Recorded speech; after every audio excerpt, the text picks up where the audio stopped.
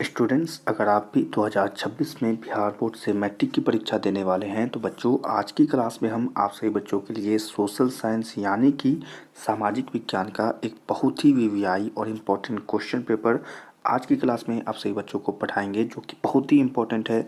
और इसके जितने भी क्वेश्चन हैं वो क्वेश्चन भी बहुत ही महत्वपूर्ण है, इम्पोर्टेंट है और परीक्षा में आने वाले प्रश्नों में से है। तो सभी छात्र क्लास को बहुत ही अच्छे से देखेंगे और जितने भी प्रश्न आपको याद कराए जाएंगे स्टूडेंट सभी को जरूर याद कर लीजिएगा। चलिए क्लास को शुरू करते हैं।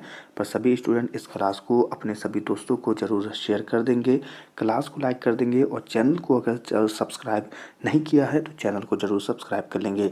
चलिए पहले क्वेश्चन को यहाँ पर बहुत ही अच्छे से देखेंगे और याद करेंगे, क्योंकि प्रत्येक क्वेश्चन बहुत ही महत्वपूर्ण है। पहला क्वेश्चन बोला जा रहा है कि भारत में प्रथम जल विद्युत संयंत्र की स्थापना कहाँ की गई थी। एक बहुत ही वीवीआई और परीक्षा में आने वाला क्वेश्चन बच्चों। तो इसका जो आंसर है वो क्या होगा, तो भारत में प्रथम जल विद्युत संयंत्र की स्थापना कहाँ की गई थी, तो दार्जिलिंग में की गई थी। इसका आंसर होगा दार्जिलिंग। तो सभी स्टूडेंट को याद रख लेना है। अगला क्वेश्चन है कि गुजरात का कच्छ प्रदेश किस भूकंपीय जोन में आता है। तो आपको इसका आंसर पता होना चाहिए कि यह किस भूकंपीय जोन में आता है। तो जोन 5 में आता है। किस में आता है, जोन 5 में। चलिए अगले क्वेश्चन को देखेंगे। किस नदी को बंगाल का शौक कहा जाता है। एक बहुत ही वीवीआई क्वेश्चन और परीक्षा में आने वाला प्रश्न होगा बच्चों। तो आपको इसका आंसर पता होना चाहिए कि यहाँ पर आंसर क्या होगा। तो यहाँ पर जो आंसर है बच्चों वो होगा कि दामोदर को बंगाल का शौक कहा जाता है। ठीक है, तो इसका आंसर याद रख लेंगे। अगले क्वेश्चन को देखेंगे। भारत की सबसे बड़ी कृत्रिम झील कौन है।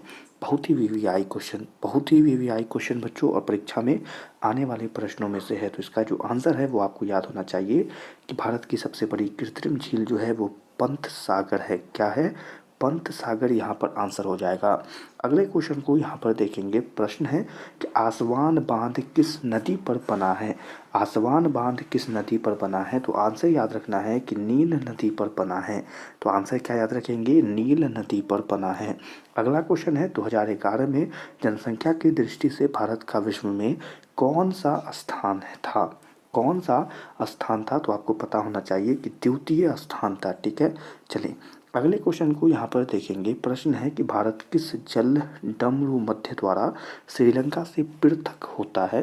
तो आपको इसका पता होना चाहिए कि यहाँ पर देखिए आंसर होगा कि पाक जल डमरू मध्य। ठीक है, तो आप इसे याद कर लेंगे। अगले क्वेश्चन को यहाँ पर देखेंगे। प्रश्न है गंगा मैदान की पुरानी जलोढ़ मृदा क्या कहलाती है। तो आपको पता होना चाहिए कि उसे हम बांगर कहते हैं। ठीक है, तो बांगर यहाँ पर आंसर हो जाएगा। अगले क्वेश्चन को यहाँ पर देखेंगे तो प्रश्न बहुत ही अच्छा पूछा जा रहा है यहाँ पर बच्चों। प्रश्न यहाँ पर अगर देखेंगे, ठीक है, चलिए यहाँ पर देखते हैं प्रश्न, देखते हैं। प्रश्न है कि निम्नलिखित में से कौन जर्मन चांसलर था। तो आपने पढ़ा होगा तो आपको आंसर पता होगा कि जर्मन चांसलर जो है वो बिस्मार्क था। ठीक है, आंसर क्या होगा, बिस्मार्क हो जाएगा। अगला क्वेश्चन है नेपल्स की क्रांति कब हुई थी। तो नेपल्स की जो क्रांति हुई थी बच्चों वो 1789 में हुई थी। तो आंसर याद कर लेंगे 1789। अगला क्वेश्चन है वैज्ञानिक समाजवाद का जनक किसे माना जाता है। तो आपको इसका आंसर पता होना चाहिए, कार्ल मार्क्स यहाँ पर आंसर हो जाएगा। ठीक है, याद कर लेंगे। अगला क्वेश्चन है कि निम्न में से किन्हें कैसर हिंद की उपाधि दी गई थी। तो कैसर हिंद की उपाधि महात्मा गांधी को दी गई थी।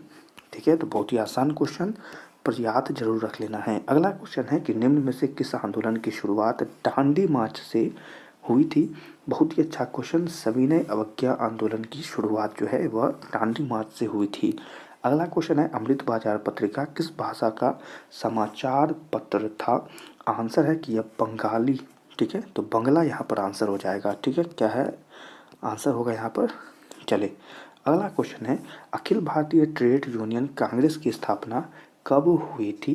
तो 1920 में, 1920 में। यहाँ पर आंसर याद कर लेंगे। अगले क्वेश्चन को यहाँ पर देखेंगे। प्रश्न है कि सोवियत संघ का विघटन कब हुआ। तो आपने पढ़ा होगा तो आपको पता है कि 1991 में, 1991 में इसका विघटन हो गया था। अगला क्वेश्चन है बिहार में जीवन यापन का मुख्य स्रोत क्या है।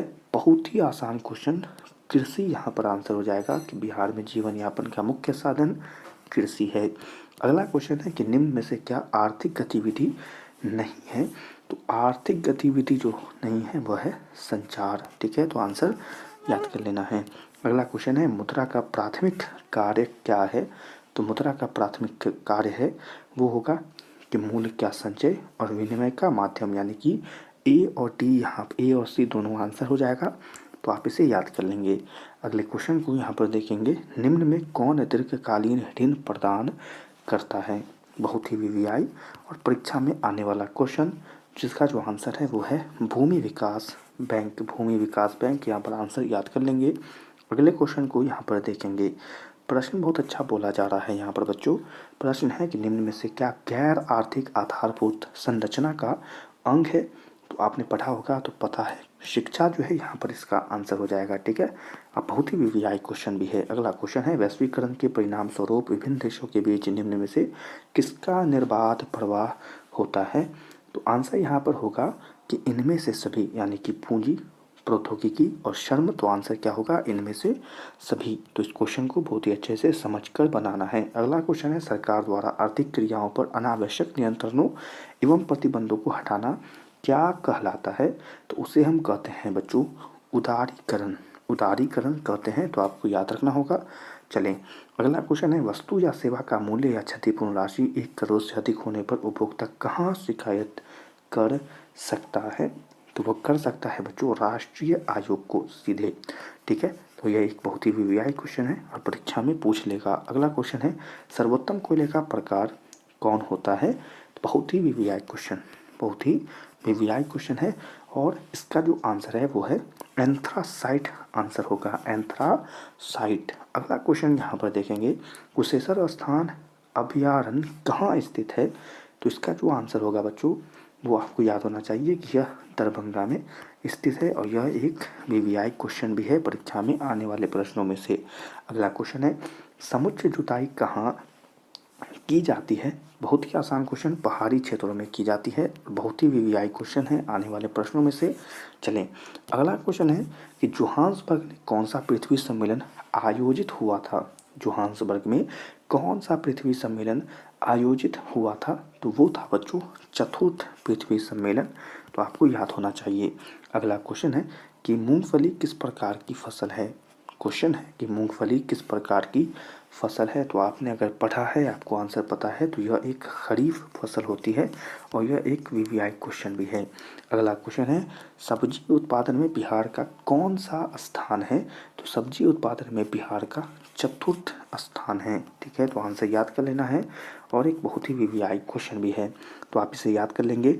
और आज की क्लास में आपको इतने ही क्वेश्चन याद कराए जा रहे हैं बच्चों, जो कि बहुत ही महत्वपूर्ण है, इंपॉर्टेंट है। और इसके और भी जो वीवीआई क्वेश्चन है वो आपको अगली क्लास में याद कराए जाएंगे। ये क्वेश्चन आपके दोनों ही पालियों के लिए बहुत ही महत्वपूर्ण है और इम्पोर्टेंट है, तो आप इसे ज़रूर याद कर लेंगे। क्लास को यहीं पर समाप्त करते हैं। सभी स्टूडेंट इस क्लास को अपने दोस्तों को जल्दी से शेयर जरूर कर देंगे, क्लास को लाइक करेंगे और चैनल को सब्सक्राइब करेंगे अपने परीक्षा के लिए।